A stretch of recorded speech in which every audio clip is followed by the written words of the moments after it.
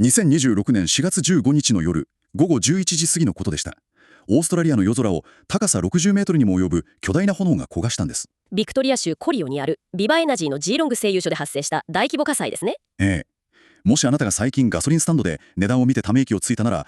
この話題は決して対岸の火事ではないんですよ。今この瞬間もあなたの財布に確実に穴を開けようとしています。全くその通りですね。私たちがいかに室い基盤の上に日常生活を築いているかをこれ以上ないほど強烈に可視化した出来事でした。今回の徹底解説では、複数のニュースソースや専門家の分析をテーブルに並べて、13時間燃え続けたこの火災の現状を解き明かしていきます。はい、よろしくお願いします。そして、オーストラリアの製油車で起きた一つの事故が、なぜ遠く離れた中東の紛争と結びついて、結果的にあなたの毎日の生活コストや国家のエネルギー安全保障を揺るがす波及効果をもたらしているのか、そのメカニズムを具体的に紐解いていきます。一つのバルブの故障がどうやって国家レベルの経済危機へと発展していくのか、そのドミノ倒しの構造を理解することが今回の最大の鍵になりますね。ではまず現場の物理的な現状から整理したいんですが、完全に鎮火したのはなんと13時間後、翌16日のお昼過ぎでした。午後12時4分ですね。出火元はモーターガソリン、つまり MOAGS を製造するエリアのアルキル化装置がある30メートル四方の区画でした。そのアルキル化装置というのが火災がこれほど長引いた理由なんですよね。簡単に言うとエンジンのノッキングを防ぐための高オクタン化のガソリン成分を作るプロセスなんですが、これが非常に厄介でして、フッ化水素酸や硫酸といった非常に腐食性の高い酸を触媒として使うんです。うわー、それは危険ですね。高圧化で炭化水素を反応させるので非常に揮発性が高く危険なエリアなんですよ。なるほど。つまりただガソリンが燃えているだけじゃなくて、高圧で危険な化学物質と触れれば致命的なダメージを与えるような猛毒の酸が混在している場所で火が上がっていたわけですね。そういうことです。だから消防隊員が50人以上出動しても人間が簡単に近づける状況ではありませんでした。遠隔操作の放水銃で周囲のタンクを冷やしながら炎症を防ぐという極度の緊張を伴う活動が13時間も続いたわけです。現場には50人から100人の作業員がいたそうですが、奇跡的に負傷者はゼロでしたよね。これは本当に不幸中の幸いでした。はい。ただビジネス面でのダメージは深刻です。隔離バルブを即座に作動させたことでディーゼルとジェット燃料の生産はなんとか 80% を維持していますが、肝心のガソリン生産は 60% にまで落ち込んでいると資料にありました。ここで私がどうしても引っかかっているのが、原因と見られている機器の故障についてなんです。パイプの破裂かバルブの不具合ですね。この製油所って建設されたのが1954年ですよね。つまり築70年なんですよ。これって1950年代のクラシックカーをオイル交換も後回しにして高速道路で時速150キロで何日もぶっ飛ばしているようなものじゃないですか。その例えは非常に的確ですね。実際インフラの老朽化とそれを管理する側のジレンマが今回浮き彫りになっています。利益を追求して安全措置を後回しにしていたんじゃないかという疑念ですよね。まるで限界まで圧力をかけた巨大な圧力鍋みたいに。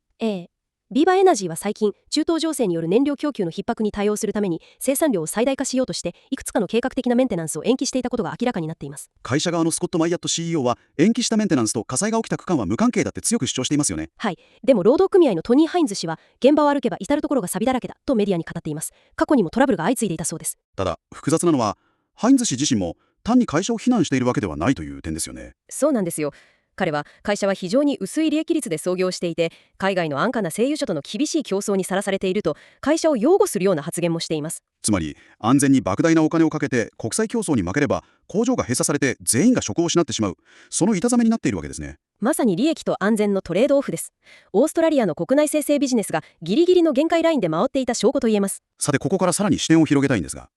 古いパイプが破裂して工場が一つ止まったなら普通は別の工場がカバーすれば済む話ですよね。なぜこれが国家レベルの危機として報じられているんでしょうか。それがですね、オーストラリアの現状は普通ではないんです。驚くべきことに現在国内で稼働している製油所は今回のジーロング製油所とブリスベンのアンポールの製油所、このたった2つしか残っていないんです。2つだけですか。過去10年で4つも閉鎖されて国内の生成能力は 60% も消失したと。はい。そのうちの一つであるジーロングはビクトリア州の燃料の 50%、国内全体の 10% を供給している巨大な動脈です。そこがダメージを受けたんですよ。しかも国内インフラがそこまで縮小しているから、オーストラリアは生成済み燃料の約 80% を海外からの輸入に依存しているんですよね。そしてここで最悪のタイミングが重なってくるんです。現在のアメリカとイランの戦争の影響で世界の石油とガスの5分の1が通過するホルムズ海峡が事実上封鎖状態にあります。それがアナリストたちの言う2つのショックという状況ですね。そうです。世界的な燃料不足の正念場が訪れようとしていたその瞬間に少ない国内生産の用を失ってしまったんです。資料を見て背筋が凍ったデータがあるんですが、現在のオーストラリアのガソリン備蓄量ってわずか38日から39日分しかないそうですね。本当に危機的な数字です。ちょっと待ってくださいよ。IEA の推奨する最低ラインって90日分ですよね。半分以下じゃないですか。海外からタンカーが届かない状況で、さらに国内最大の生産能力の 40% を失った。これって文字通りガス欠寸前で走っている状態ですよね。まさにその切迫感が今保険業界や経済アナリストたちがパニックを起こしている理由なんです。単なるガソリン不足の問題では済まないんですよ。というとどういうことですか。一つのインフラの停止がカスケードエクスポージャー、つまり連鎖的コストという巨大なドミノ倒しを引き起こすからです。そのドミノって具体的にどう倒れていくんでしょうか？まず最初のドミノは火災を起こした製油所の損害保険やビジネス中断保険です。でも恐ろしいのはここからで、製油所が止まればそこから燃料を仕入れていた地元の運送会社はトラックを動かせなくなります。ああ、なるほど。彼らが倒産の危機に直面して、それが偶発的事業中断保険の請求につながるわけですね。さらにスーパーマーケットの物流にまで影響が波及します。もし有毒ガスが漏れていれば環境賠償責任が問われますし、経営陣の判断ミスが追及されれば役員賠償責任保険のドミノまで倒れることになります。一本の古いパイプの破裂が保険会社でもカバーしきれない何億ドルという損害賠償の連鎖を生み出すかもしれないと。そうなんです。そしてその巨大なドミノが倒れ続けた先にあるのがリスナーである皆さんの生活なんですよ。最も直接的な影響はやはりガソリン価格の高騰ですよね。市場の予測では1リットルあたり最大20セント急騰する恐れがあると。はい。満単にすれば数ドルの違いですが、毎週のこととなれば大きな痛手です。でも真の恐怖は間接的なインフレですね。トラクターのディーゼル燃料やトラックの輸送コストが上がれば、スーパーの野菜や日用品の価格に全て転嫁されます。財務省のモデリングでもインフレ率が 5% に達する可能性があると。インフレが収まらないってことは、中央銀行は金利を高く保たざるを得ない。つまり皆さんの住宅ローンの返済額が高止まりし続けるってことですね。火災の煙は遠く離れた私たちの家計簿まで黒く塗りつぶそうとしているんです。この非常事態に政府はどう対応しているんでしょうか？アルバニーズ首相は急遽帰国して国家燃料安全保障計画のステージ2を発動していますよね。政府は新たな戦略的備蓄権限を使ってブルネイと韓国から合わせて1億リットルのディーゼルを緊急確保しました。5月に到着予定です。政府が緊急ブレーキを踏んでパニック買いのように燃料をかき集めている状態に見えますね。